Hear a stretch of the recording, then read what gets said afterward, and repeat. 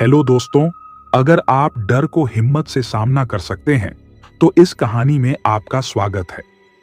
नमस्ते दोस्तों, मैं हूं विवेक और आज आपके लिए लाया हूं एक ऐसी कहानी जो आपकी रातों की नींद उड़ा देगी। पर कहानी शुरू करने से पहले, अगर आप सच में डर का सामना करने की हिम्मत रखते हैं, तो इस वीडियो को अभी लाइक कर दें और हमारे चैनल को सब्सक्राइब करना ना भूलें। और हाँ, कमेंट करके बताइए कि आप इस कहानी को कहां से सुन रहे हैं और आपका प्यारा सा नाम भी कमेंट कीजिए। जितने भी लोग अपना नाम कमेंट करेंगे, उन सभी के नाम मेरी अगली कहानी में शामिल होंगे। तो क्या आप तैयार हैं इस भयानक सफर के लिए? क्योंकि ये कहानी आपको अंत तक रोक कर रखेगी। तो चलिए आज की कहानी को स्टार्ट करते हैं। मेरा नाम राजीव है और यह कहानी है मेरी और मेरे दो करीबी दोस्तों आदित्य और राहुल की। हम तीनों बचपन से साथ हैं और हमेशा से कुछ नया करने की खोज में रहते हैं। आदित्य जो थोड़ा सा शैतान और मजाकिया है, उसे रोमांच पसंद है। राहुल दूसरी तरफ एक समझदार और जिम्मेदार दोस्त है जो हमेशा हमारी सुरक्षा का ध्यान रखता है। और मैं जो हमेशा दोनों के साथ रहकर उनका समर्थन करता हूं। इस बार हमने तय किया कि हम एक ट्रैकिंग ट्रिप पर जाएंगे जो शहर से दूर एक रहस्यमय जंगल में स्थित है। हम तीनों ने सुना था कि उस जंगल में कई अजीबोगरीब घटनाएं घटित होती हैं, लेकिन हम परवाह नहीं कर रहे थे। हमें विश्वास था कि भूत प्रेत जैसी बातें सिर्फ कहानियां हैं। शाम के समय हम जंगल के किनारे पहुंच गए। सूरज ढल रहा था और हल्की ठंड शुरू हो चुकी थी। आदित्य ने हंसते हुए कहा, कहाँ हैं वो चुड़ैलें और भूत जिनकी बातें लोग करते हैं? चलो चलकर उन्हें ढूंढते हैं। हम तीनों हंसते हुए आगे बढ़ते गए, लेकिन मुझे अंदर से एक अजीब सा एहसास हो रहा था। जंगल धीरे धीरे घना होता जा रहा था। जैसे जैसे हम भीतर गए, सूरज की रोशनी कम होती गई। अब चारों तरफ घना अंधेरा था और सिर्फ हमारे मोबाइल की टॉर्च की रोशनी से हम रास्ता देख पा रहे थे। राहुल ने कहा, राजीव, तुमको ऐसा नहीं लगता कि हमें थोड़ा रुककर सोचना चाहिए? लेकिन आदित्य ने उसकी बात को नजरअंदाज कर दिया और हम आगे बढ़ते गए। लगभग 1 घंटे चलने के बाद हमें एहसास हुआ कि हम रास्ता भटक गए हैं। चारों तरफ घने पेड़ और झाड़ियों के अलावा कुछ नहीं था। राहुल ने कहा, यार लगता है हमें वापस चलना चाहिए। लेकिन आदित्य और मैंने उसे हंसकर टाल दिया। डर मत यार, हम तो सिर्फ थोड़ी देर में वापस लौटेंगे, मैंने कहा। थोड़ी देर बाद हमें एक अजीब सी आवाज सुनाई दी, जैसे कोई हमारे पीछे पीछे चल रहा हो। हमने पीछे मुड़कर देखा, लेकिन कोई नहीं था। क्या तुमने ये आवाज सुनी? राहुल ने कहा। हाँ, लेकिन शायद ये सिर्फ हमारे दिमाग का खेल है, आदित्य ने कहा। हम सभी सहमत हुए, लेकिन अंधेरे में हमारा आत्मविश्वास धीरे धीरे कम होने लगा। जंगल में थोड़ी और आगे बढ़ते ही हमें फिर से वही आवाज सुनाई दी। यह आवाज अब और तेज थी। हमने एक दूसरे की ओर देखा और समझ गए कि कुछ गलत हो रहा है। क्या हमें वापस नहीं चलना चाहिए? राहुल ने घबराकर पूछा, लेकिन आदित्य ने कहा, नहीं, अभी और आगे चलते हैं। हम आगे बढ़े और अचानक हमें एक पेड़ के नीचे एक पुरानी किताब दिखी। आदित्य ने उसे उठाया और पढ़ने लगा। किताब में जंगल की कहानियां और वहां के भूत प्रेतों के बारे में लिखा था। देखो, ये तो बहुत मजेदार है, आदित्य ने कहा। लेकिन राहुल ने कहा, यह सब सिर्फ कहानियां हैं, हमें इसे छोड़ देना चाहिए।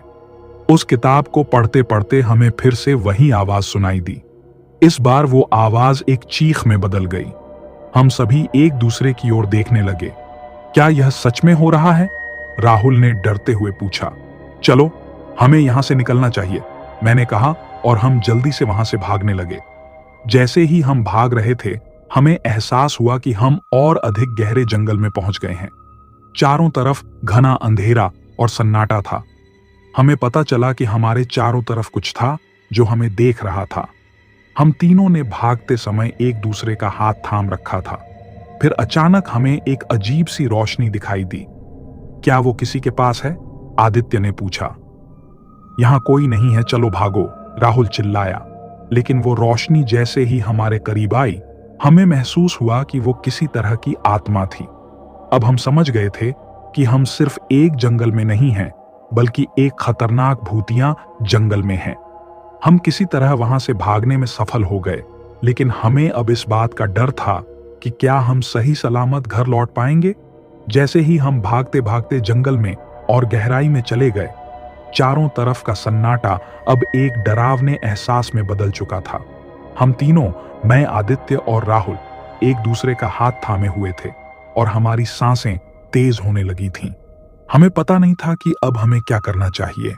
क्या हम सच में किसी भूतिया जंगल में हैं? राहुल ने घबरा कर पूछा। उसकी आवाज में हिम्मत कम होती जा रही थी। आदित्य ने उसे ढांढस बंधाते हुए कहा, डरो मत यार, हम कुछ नहीं करेंगे, बस थोड़ी दूर और चलें, हमें रास्ता मिल जाएगा। हम आगे बढ़ते गए और जैसे जैसे हम आगे बढ़ते गए, जंगल की रहस्यमयता बढ़ती गई। चारों तरफ पेड़ थे जिनकी शाखाएं हमारी ओर बढ़ रही थीं, जैसे वो हमें रोकने की कोशिश कर रहे हों। हमने फिर से वही चीख सुनी, लेकिन इस बार वो और भी करीब थी। क्या तुम लोग वो आवाज सुन रहे हो? मैंने चौंक कर पूछा। आदित्य ने कहा, हाँ, वो सच में यहां कहीं है। अचानक हमें एक झाड़ी में कुछ हलचल सुनाई दी। हम सभी चौंक गए और तुरंत पीछे मुड़कर देखा। यहां कोई है, राहुल ने चिल्लाते हुए कहा। अचानक एक काला साया झाड़ियों से बाहर निकला। हम तीनों चिल्लाते हुए एक साथ भागने लगे। हम एक दूसरे को छोड़ने को तैयार नहीं थे, लेकिन उस काले साए ने हमारी गति को और तेज कर दिया। हम भागते रहे और एक मोड़ पर हमें एक पुरानी झोंपड़ी दिखाई दी। वहां चलो, शायद हमें वहां मदद मिले, आदित्य ने कहा। हम झोंपड़ी की ओर दौड़ पड़े। दरवाजा खुला हुआ था और अंदर का अंधेरा हमें और डराने लगा। क्या हमें अंदर जाना चाहिए? राहुल ने पूछा। मैंने हिम्मत जुटाते हुए कहा, हाँ, शायद यहां हमें कुछ पता चले। हम अंदर गए और जैसे ही हम झोंपड़ी में पहुंचे, एक अजीब सी ठंडी हवा हमें छू गई। कमरे में एक पुरानी टेबल पर एक किताब रखी थी। आदित्य ने उसे उठाया और पढ़ने लगा। किताब में लिखा था, यह जंगल आत्माओं का घर है, जो यहां आते हैं वो हमेशा के लिए खो जाते हैं। क्या? ये तो बहुत डरावना है, राहुल ने कहा। लेकिन आदित्य ने कहा, हम यहां तक आ चुके हैं, हमें बस बाहर निकलने का रास्ता ढूंढना है। तभी अचानक दरवाजा बंद हो गया। हम तीनों एक दूसरे की ओर घबरा कर देखने लगे। हमें बाहर निकलना होगा, मैंने कहा। हम सबने मिलकर दरवाजा खोलने की कोशिश की, लेकिन वो नहीं खुला। तभी हमें उस किताब में एक पन्ना गिरा हुआ दिखा। आदित्य ने उसे उठाया और पढ़ा, जो सच्चाई से डरता है वो कभी बाहर नहीं निकलता, लेकिन जो साहस दिखाता है वो रास्ता पा लेता है। क्या हमें सच में डरना चाहिए? राहुल ने पूछा। मैंने कहा, हमने पहले ही बहुत डर लिया है, अब हमें आगे बढ़ना होगा। तभी हमें फिर से वही चीख सुनाई दी, लेकिन इस बार वो हमारे ठीक सामने थी। हम सभी ने चौंक कर देखा। वहां एक महिला का भूत खड़ा था, जो साड़ी पहने हुए थी और उसकी आंखों से आंसू बह रहे थे। आदित्य ने कहा, क्या तुम हमसे कुछ कहना चाहती हो? भूत ने धीरे धीरे अपनी ओर इशारा किया और फिर एक आंसू उसकी आंख से गिरा। हम तीनों डर के मारे चुप हो गए। हम यहां से जाना चाहते हैं, मैंने कहा। भूत ने हमें बस देखा और फिर अचानक गायब हो गई। क्या ये सच में हुआ? राहुल ने कहा। हम सभी फिर से बाहर की ओर भागने लगे और जैसे ही हम दरवाजे की ओर पहुंचे, दरवाजा अपने आप खुल गया। हम बाहर निकले और देखा कि अब जंगल का वातावरण बदल चुका था। जंगल अब पहले से ज्यादा डरावना और सुनसान लग रहा था। हमें अब सच में निकलना होगा, आदित्य ने कहा। हम सभी तेजी से जंगल से बाहर निकलने की कोशिश करने लगे, लेकिन हमें वो रोशनी फिर से दिखाई दी। यह क्या है? मैंने कहा। वो रोशनी धीरे धीरे हमारे करीब आई और हम सभी एक बार फिर से डर गए। यह जंगल हमें छोड़ने नहीं दे रहा है, राहुल ने चिल्लाया। हमने हिम्मत जुटाई और उस रोशनी की ओर बढ़ने लगे। अचानक हमें जंगल के बाहर का रास्ता दिखाई दिया। हम सभी एक साथ दौड़ पड़े और जैसे ही हम बाहर निकले, हमारी जान में जान आई। हम तीनों जंगल से बाहर निकलते ही एक गहरी सांस ली। लग रहा था जैसे हमने मौत के मुंह से वापसी की हो। बाहर का माहौल पहले जैसा नहीं था। आसमान में बादल घिराए थे और ठंडी हवाएं चल रही थीं। हम बिना कुछ कहे तेजी से वापस अपने रास्ते की ओर बढ़ने लगे, लेकिन जैसे ही हम कुछ दूर पहुंचे, अचानक आदित्य रुक गया।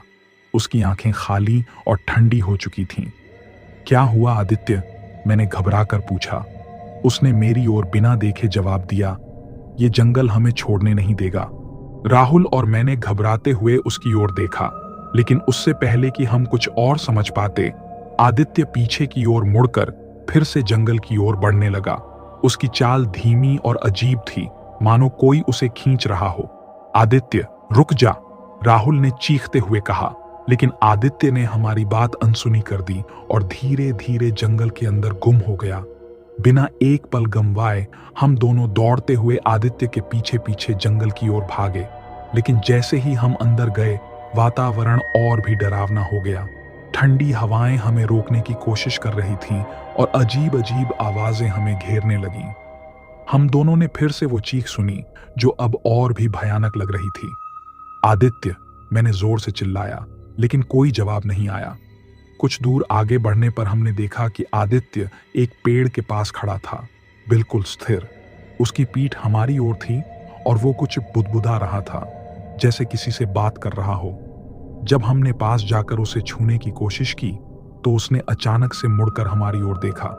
उसकी आंखें अब पहले जैसी नहीं थीं। उनमें वो औरत का साया साफ दिखाई दे रहा था, जिसने हमें डराया था। राहुल ने डरते हुए कहा, "ये आदित्य नहीं है, इसके अंदर कुछ और है।" आदित्य ने हमें घूरते हुए अजीब सी हंसी हंसनी शुरू कर दी, जो हमें अंदर तक हिला गई।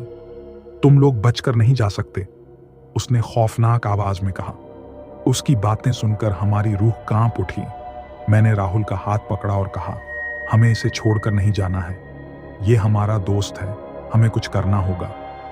राहुल सहमा हुआ था, लेकिन उसने हिम्मत जुटाई और कहा, "आदित्य, हम तुम्हें इस जंगल में नहीं छोड़ेंगे, तुम हमारे साथ चलोगे।"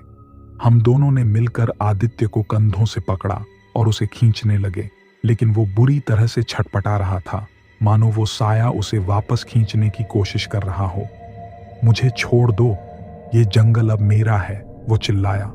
उसकी आवाज में एक अजीब सी शक्ति थी, लेकिन हमने हिम्मत नहीं हारी। राहुल ने अपने जेब से एक चाबी का गुच्छा निकाला, जो हमेशा से उसकी मां उसे सुरक्षा के लिए देती थी। उसने आदित्य के सामने उसे लहराया और कहा, "यह हमें बचाएगा।" आदित्य अचानक शांत हो गया। उसकी आंखें धीरे धीरे सामान्य होने लगीं। हमने समझा कि वो साया कमजोर पड़ रहा है।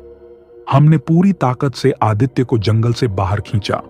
जैसे ही हम जंगल के किनारे पहुंचे, आदित्य के चेहरे पर हल्की सी रोशनी आई और वो बेहोश होकर गिर पड़ा।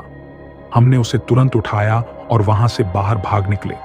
जब हम जंगल से पूरी तरह बाहर आए, तो आदित्य होश में आ चुका था। उसकी आंखों में वो डर साफ दिखाई दे रहा था, लेकिन अब वो पहले जैसा लग रहा था। क्या क्या हुआ था मेरे साथ?" आदित्य ने घबराते हुए पूछा। हमने उसे सब कुछ बताया और वो हैरान रह गया। हम तीनों ने एक दूसरे को देखा और तय किया कि अब कभी इस जंगल की ओर मुड़कर भी नहीं देखेंगे। वो खतरनाक रात हमारे दिलों में हमेशा के लिए एक डरावनी याद बनकर रह गई। तो दोस्तों, ये थी हमारी आज की कहानी। कहानी अच्छी लगी हो तो वीडियो को लाइक करके हमारे चैनल को सब्सक्राइब जरूर करके रखिए और अपना नाम कमेंट करना मत भूलिए। कौन कौन अपना नाम कमेंट करेगा, उनका नाम मैं मेरी अगली कहानी में लेने वाला हूं। तो चलिए मिलते हैं अगली कहानी में। तब तक के लिए शुभ रात्रि।